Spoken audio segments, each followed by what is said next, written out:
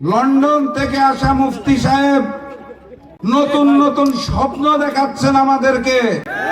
উনি বলতে চান আই হ্যাভ আ প্ল্যান, আমার নাকি পরিকল্পনা আছে। তারপর থেকে দেখি মানুষ হত্যা শুরু হয়ে গেছে। সাথে থাকলে সঙ্গী, পাশে না থাকলে জঙ্গি নাকি। এসে নাকি কি কার্ড বিতরণ শুরু করেছে, পেয়েছেন হাতে?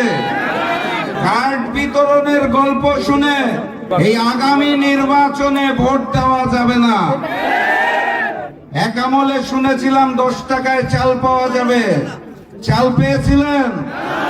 এই দফাতেও হাতে কোনো কার্ড এসে পৌঁছাবে না।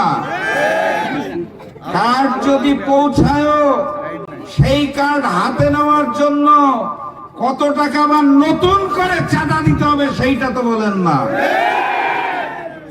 লন্ডন থেকে আসা মুফতি সাহেব নতুন নতুন স্বপ্ন দেখাচ্ছেন আমাদেরকে। উনি বলতে চান আই হ্যাভ আ প্ল্যান, আমার নাকি পরিকল্পনা আছে।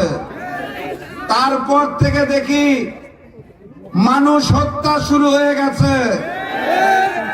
পরিবারের মা বোনদের সম্মান দিয়ে কার্ড দেওয়ার কথা বলে ওই নতুন জালেম বিএনপি বাংলাদেশের বিভিন্ন জায়গায় আমার মা এবং বোনদের গায়ে হাত দিচ্ছে।